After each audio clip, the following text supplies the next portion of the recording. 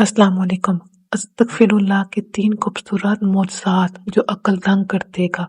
ऐसे मौजज़ात जिसमें एक लड़की का 5 साल बाद रिश्ता तय हुआ, किसी लड़की को 7 साल बाद औलाद नसीब हुई और किसी ऐसे लड़के को 2 साल बाद नौकरी मिली जिसको नौकरी की अशद ज़रूरत थी।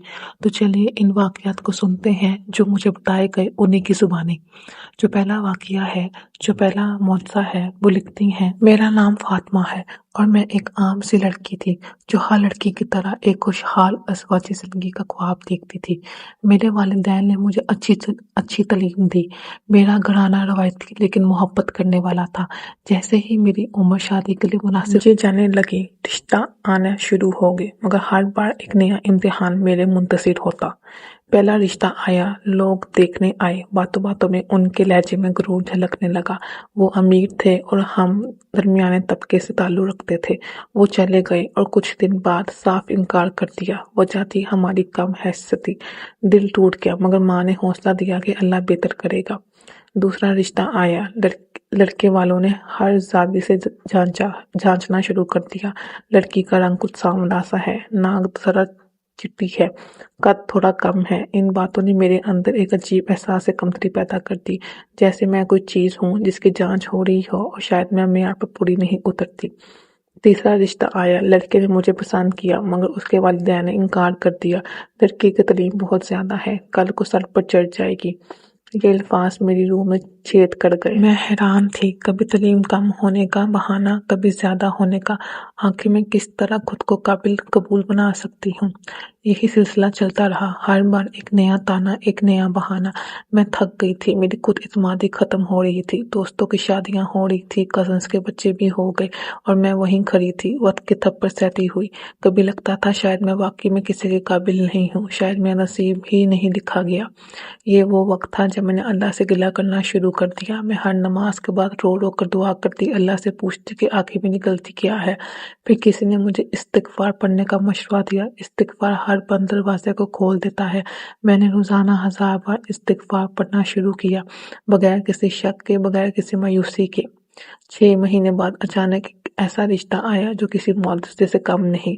लड़का बैरून मुल्क इंजीनियर था, खुश शक्ल, नेक, और सबसे बड़ी बात, उसकी फैमिली ने मुझसे किसी किस्म की कोई गैर ज़रूरी तवक्कुआत नहीं बांधी।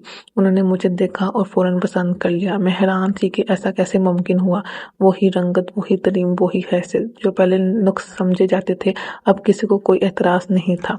मेरी शादी एक खूबसूरत तकरीब में हुई। मेरी माँ की आंखों में आंसू थे, खुशी के और सुकून के। वो सारे ताने, वो सारे ज़ख्म, वो सारी रातों की तन्हाई, सब एक पल में ख़त्म हो गया। शादी के बाद जब मैं अपने शौहर के साथ बैरून मुल्क आई तो मुझे एहसास हुआ कि जब अल्लाह किसी के लिए कुछ तय कर लेता है तो दुनिया की कोई ताकत उसे नहीं रोक सकती।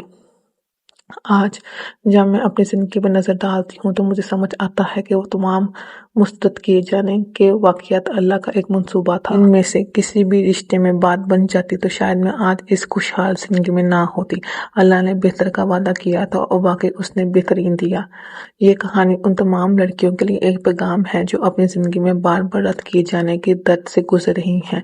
अल्लाह पे भरोसा रखो, इस्तिग़फ़ार करो। मैंने अपनी ज़िंदगी में इस्तिग़फ़ार को अपनी ज़िंदगी का हिस्सा बना लिया था और अब भी वो हिस्सा है।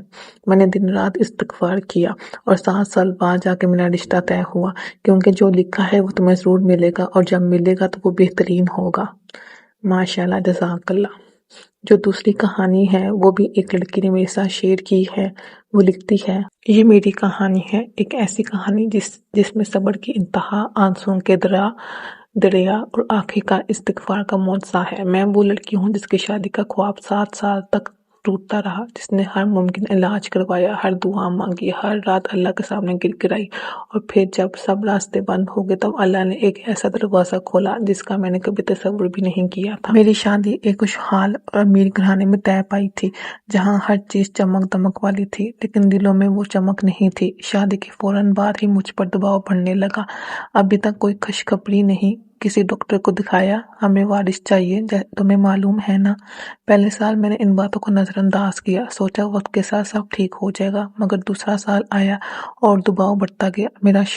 मेरे शोहर भी चुपचाप रहने लगे, ससुराल वाले तंजिया नज़रों से देखने लगे और मैं एक बेबस औरत की तरह हर दिन गुजारने लगी। मैंने हर मुमकिन इलाज करवाया, हर वो दवा खाई जिसका किसी ने मशवरा दिया, हर वो डॉक्टर देखी जिसकी शोहरत थी। हार्मोनल ट्रीटमेंट, महंगे इंजेक्शन, अस्पताल के चक्कर, हर बार एक नई उम्मीद जो आखिर में सिर्फ एक नई मायूसी बनकर रह गई। मेरे जिस्म पर सूजन रहने लगी, तबीयत बिगड़ने लगी, मगर किसी को परवाह नहीं थी।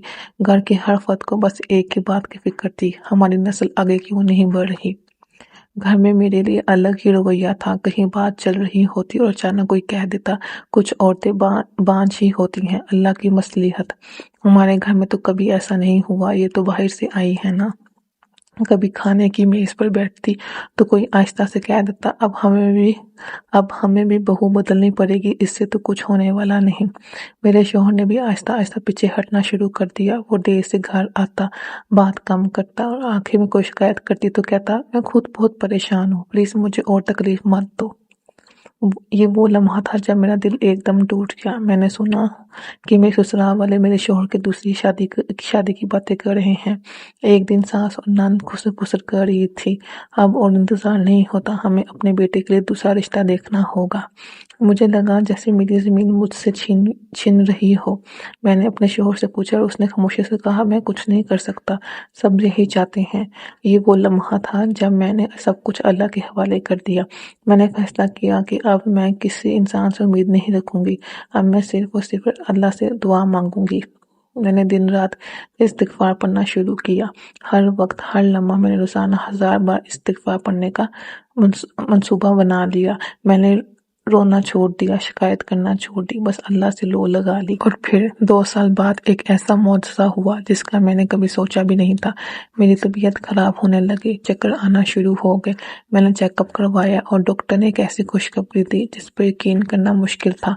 आप माँ बनने वाली हैं। ये सुनकर मैं ज़मीन पर गिर गई, आंखों से आंसू बहने लगे और दिल में बस एक ही ख्याल आया, ये है इस्तिग़फ़ार का मौजज़ा।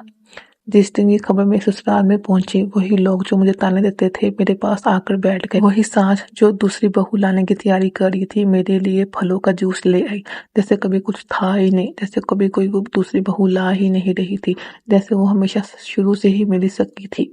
वही शौहर जो मुझसे दूर होता जा रहा था और दूसरी शादी में मगन था, वो अब हर वक्त मेरा ख्याल रखने लगा, जैसे कभी कोई मसला था ही नहीं हमारी शादी में।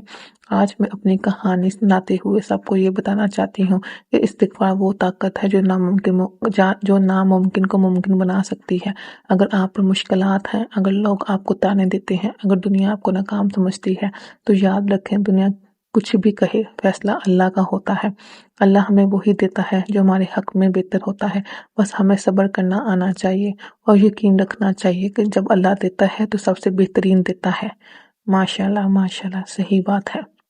जो तीसरा मौजज़ा मेरे साथ शेयर किया है वो एक भाई ने शेयर किया है और उन्होंने अपनी कहानी मुझे बताई है। वो लिखता है, ये मेरी कहानी है, एक ऐसी कहानी जिसमें नाकामयाबियों की गूंज, मायूसी के साए और फिर इस्तिग़फ़ार का मौजज़ा है। मैं वो शख्स हूँ जिसने 2 साल तक हर दरवाज़ा खटखटाया, हर उम्मीद के पीछे भागा, हर बार ठुकराया गया, मगर आखिरकार अल्लाह ने वो दरवाज़ा खोला जिसके लिए मैं दिन रात दुआएं मांग रहा था। यूनिवर्सिटी से निकलने के बाद जब मैंने यूनिवर्सिटी से अपनी डिग्री मुकम्मल की तो मेरे दिल में एक अजीब सा गुरूर था। मैंने मेहनत की थी, अच्छे नंबर हासिल किए थे, हर कोई कहता था कि मुझे फ़ौरन कोई अच्छी नौकरी मिल जाएगी। मुझे भी यही लगता था कि डिग्री हाथ में आते ही दुनिया मेरी मुंतज़िर होगी, बड़ी कंपनियां मुझे खुशामदीद कहने के लिए तैयार होंगी, मगर हकीकत बहुत तल्ख़ निकली।